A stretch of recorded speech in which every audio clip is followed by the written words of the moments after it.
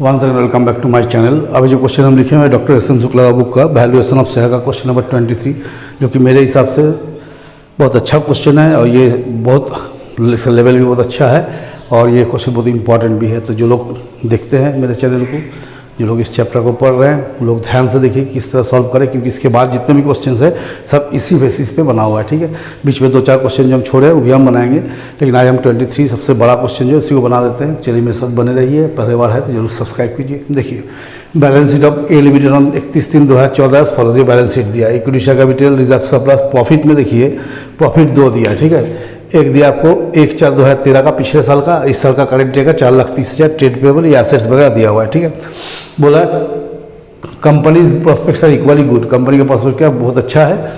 Building का value हो गया 3.5 lakh, rate of normal return कितना बोला 15%, profit of past 3 years shows an increase of 50,000। Profit क्या बोला हर साल 50,000 के बढ़ेगा। ठीक है, तो सबसे पहले हम लोग क्या करेंगे इसमें, जब प्रॉस्पेक्ट इक्वली गुड है तो इसको गुडविल निकालना पड़ेगा। ठीक है, calculation of value of goodwill, पहले हम इसमें निकालेंगे गुडविल का वैल्यू। ठीक है, तो पहले निकालेंगे एवरेज प्रॉफिट। देखिए एवरेज प्रॉफिट कैसे निकालेंगे, प्रॉफिट फॉर 2013-14 आपको कितना प्रॉफिट दिया 4,30,000। ध्यान से आप लोगों को देखना है 4,30,000। प्रॉफिट फॉर 2012-13 क्या बोला, हर साल प्रॉफिट में कितना इंक्रीज दिख रहा है 50,000। तो 4,30,000 से 50 घटा दीजिए, मैंने पिछले साल था 3,80,000, बोला हर साल 50,000 बढ़ा है। तो अगर 2013-14 में 4,30,000 था तो उसके पहले कितना था 50 घटा के 3,80,000 और 2 प्रॉफिट फॉर 2011-12। ठीक है, कितना आ जाएगा आपको 3,80,000 माइनस 50,000, तो ये हो गया 3,30,000। ये 3 साल का प्रॉफिट हो गया। अब इसको हम लोग क्या करेंगे, प्लस कर लेंगे, देखेंगे कितना एवरेज होता है। ठीक है, तो 4,30,000, 3,80,000 और 3,30,000, ये आपको 11,40,000। आप निकालेंगे एवरेज प्रॉफिट 11,40,000 कौन साल का है 3 साल का, डिवाइडेड बाई 3, तो हो गया 3,80,000। तो एवरेज प्रॉफिट आपको आ गया 3,80,000। अब हम लोग इसमें क्या करेंगे, देखिए यहाँ एक दिया 5% नॉन करेंट इन्वेस्टमेंट। ठीक है, तो हर साल कितना इंटरेस्ट मिलता इन्वेस्टमेंट में, इंटरेस्ट ऑन इन्वेस्टमेंट 5% है। और इंटरेस्ट ऑन इन्वेस्टमेंट क्या था, आपको नॉन रिकरिंग इनकम है, ये नॉन बिजनेस इनकम है, इसलिए इसको हम लोग क्या करते हैं एवरेज प्रॉफिट में नहीं रखते। ठीक है, ये बिजनेस का ऑपरेटिंग इनकम नहीं है। तो 3,80,000 का 5% तो हो गया 19,000, इसको घटा देंगे तो मेरा एवरेज प्रॉफिट आ गया 3,61,000। ठीक है, हमको एक बार बोर्ड मिटाना भी पड़ेगा क्योंकि अटेगा नहीं इसमें। फिर चलिए यहाँ करते हैं calculation of average capital employed. Average capital employed ये हम लोग निकालेंगे। तो देखिए कैपिटल एम्प्लॉयड निकालेंगे, सबसे पहले बिल्डिंग एसेट से निकालते हैं ना। बिल्डिंग का नया वैल्यू कितना दिया 3,50,000, तो लेंगे बिल्डिंग 3,50,000। ठीक है, फर्नीचर 3,000। ठीक है, अच्छा इन्वेस्टमेंट कैपिटल एम्प्लॉयड में नहीं आता है। इन्वेंटरीज कितना है, इन्वेंटरीज आपका हो गया 4,50,000, ये भी ले लेंगे हम लोग। फिर ट्रेड रिसीवेबल 3 लाख, और इसमें बैड डेट्स माइनस का कितना है 2,80,000। बैड डेट्स को फिर नीचे माइनस भी कर सकते हैं, अगर 3 लाख लिखिएगा तो नीचे माइनस करना होगा। और बैंक कितना दिया 70,000। ये सारा एसेट को हम लोग इकट्ठा जोड़ लेंगे, है ना। तो 3,53,000 प्लस 4,50,000 प्लस 2,80,000 प्लस 70,000, तो हो गया 11,53,000। अब देखिए लाइबिलिटी में क्या क्या है मेरे पास, एक ही दिखा रहा है ट्रेड पेएबल, और तो कुछ नजर नहीं आ रहा है। तो लेस ट्रेड पेएबल 48,000, इसको हम माइनस कर देते हैं, तो आपको होगा 11,05,000। इसमें लेस कर दीजिए half of current year profit. अब ये करेंट ईयर प्रॉफिट कौन सा हो गया, तो देखिए करेंट ईयर का प्रॉफिट हो गया 4,30,000। ध्यान से देखिएगा, है ना 4,30,000 और लेस इंटरेस्ट ऑन इन्वेस्टमेंट, इसमें भी क्या इंटरेस्ट जोड़ा हुआ है ना, अच्छा बड़ा करके लिखते हैं, समझ में नहीं आएगा। इंटरेस्ट ऑन इन्वेस्टमेंट, ये 3,80,000 का जो था इन्वेस्टमेंट, इसमें हर साल कितना इंटरेस्ट था 5%, तो 19,000, तो ये मेरा हो गया 4,11,000। इस 4,11,000 का हाफ ले लीजिए, ठीक है, हाफ, इस 4,11,000 का हाफ लेंगे तो कितना आएगा 2,05,500 माइनस 11,05,000, ऐसा कर देते तो कितना आएगा 8,99,500। ये में निकल गया एवरेज कैपिटल एम्प्लॉयड, ठीक है, यहाँ तक निकाल दिया। अब देखिए नॉर्मल रिटर्न कितना बोला 15% ऑन कैपिटल एम्प्लॉयड, तो normal return 15% on capital employed, तो कैपिटल एम्प्लॉयड हम लोग कितना निकाले हैं 8,99,500, इसका 15% निकाल लीजिए, तो 8,99,500 इंटू 15%, तो आपको हो गया 1,34,925। अब हम लोग निकालेंगे सुपर प्रॉफिट। सुपर प्रॉफिट का फॉर्मूला क्या होता है हम लोग जानते हैं, average profit minus normal return.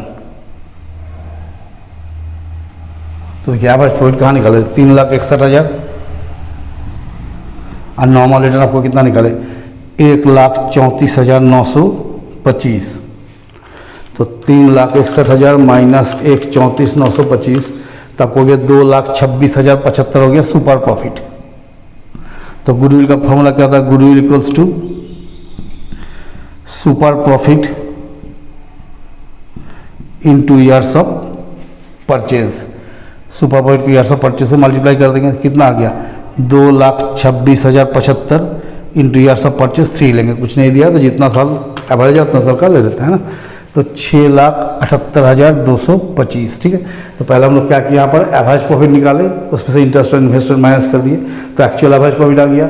फिर हम लोग कैपिटल एम्प्लॉयड निकाले, कैपिटल एम्प्लॉयड नॉर्मल होने के बाद उसमें अगर आधा साल का हम लोग एवरेज प्रॉफिट माइनस कर देते हैं तो एवरेज कैपिटल एम्प्लॉयड आ जाता है।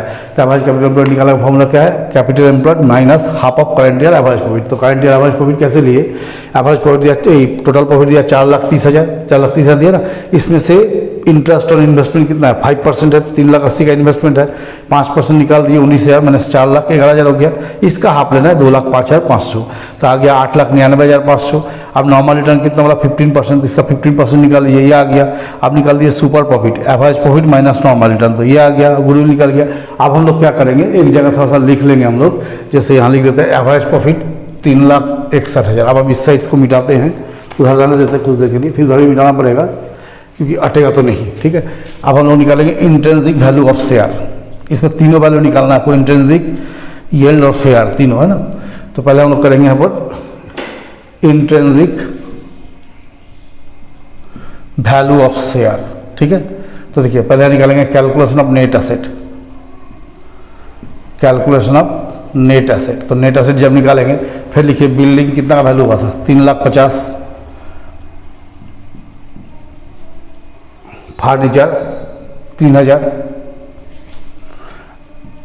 इसका जो गुडविल निकाले, इस गुडविल को लिखे यहाँ पर गुडविल 6,78,225। फिर देखिए यहाँ लिखिए इन्वेस्टमेंट, कैपिटल एम्प्लॉयड में इन्वेस्टमेंट नहीं जाता लेकिन नेट एसेट में इन्वेस्टमेंट को लेना पड़ता है। इन्वेस्टमेंट कितना हो गया 3,35,000 फ्लैक्चुएशन फंड काटने के बाद, ठीक है। इन्वेंटरीज 4,50,000, इसको ले लिए। फिर देखिए ट्रेड रिसीवेबल 2,80,000,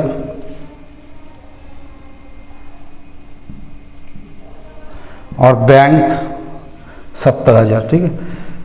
ठीक है, बहुत कोई क्या करता है ना, फुल वैल्यू देखा था फिर नीचे ला के इसको लेस करता है, तो हम डायरेक्ट जो नेट अमाउंट है उसी को ले लिए 3,50,000, 3,000, 6,78,225, 3,35,000, 4,50,000, 2,80,000 और ये हो गया 70,000, तो 21,66,225, 21,66,225। लाइबिलिटी में मेरे पास सिर्फ एक ही है ट्रेड पेएबल, और तो कुछ है नहीं, 48,000, इसको माइनस करते तो 21,18,225, 21,18,225 ये मेरा हो गया नेट एसेट, ठीक है। तो इंट्रिंसिक वैल्यू ऑफ शेयर का फॉर्मूला क्या होता है, net asset by number of share. तो देखिए नेट एसेट कितना आ गया, 21,18,225। अब कितना शेयर है यहाँ पर, 5,000 शेयर है, तो डिवाइडेड बाई 5,000 शेयर, तो डिवाइडेड बाई 5,000, तब का आ गया 423 रुपया 64 पैसा पर शेयर। ये हो गया। अब थोड़ा सा हम लोग यहाँ पर मिटा देते हैं ना, इसे मिटाना पड़ेगा क्योंकि अटेगर में, तो इसको मिटाएंगे तो कैपिटल एम्प्लॉयड यहाँ लिख लेते हैं 8,99,500। ठीक है, अब इसको हम मिटा देते हैं।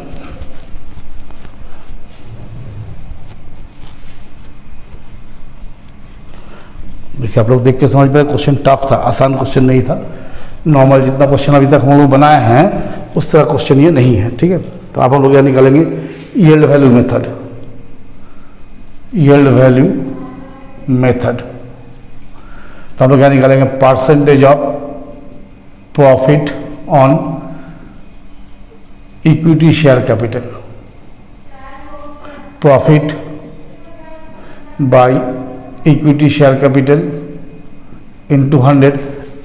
सॉरी, इक्विटी शेयर पे नहीं निकाल पाएगा क्योंकि इक्विटी शेयर वैल्यू कितना 5 लाख है ना, इससे बहुत ज़्यादा डिफरेंस नहीं है। Profit on capital employed, sorry हम इक्विटी में निकाल देते, ठीक है, capital employed.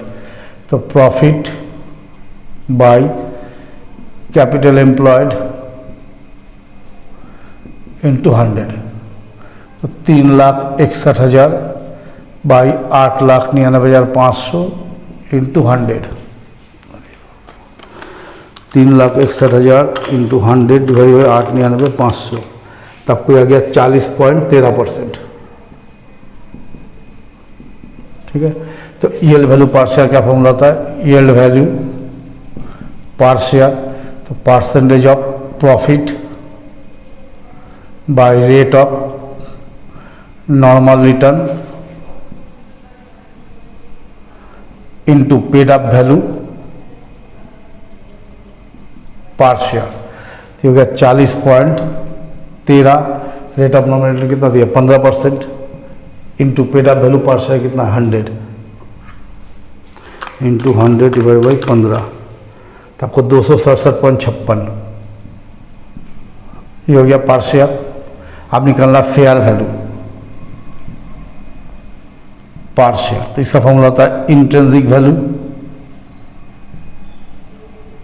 Plus yield value divided by 2। तो इंट्रिंसिक कितना निकाला था 423.64, ये निकाले 267.56 डिवाइडेड बाई 2, तो 423.64 और 267.56, ये हो गया आपको 691.2 डिवाइडेड बाई 2, तो 345.60 ये हो गया इसका आंसर। ठीक है, तो ये जो क्वेश्चन है आप लोगों को बना के दिखाएं, मेरे हिसाब से इस चैप्टर में, इस बुक में, और भी क्वेश्चन बहुत सारा बुक में होता है, इस बुक में सबसे टफ क्वेश्चन यही था। तो चलिए आप लोग देखिए और सीखिए, इसके आधार पर आगे क्वेश्चन कोशिश कीजिए। ऐसे तो हम सभी बनाएंगे, जब बनाने आए तो सभी बनाएंगे, और आप लोग मेरे साथ बने रहिए। चैनल को ज़्यादा से ज़्यादा शेयर सब्सक्राइब कीजिए, और देखने के बाद एक लाइक ज़रूर कीजिए, और कमेंट में बताइए कि आप लोगों को समझ में आया कि नहीं आया।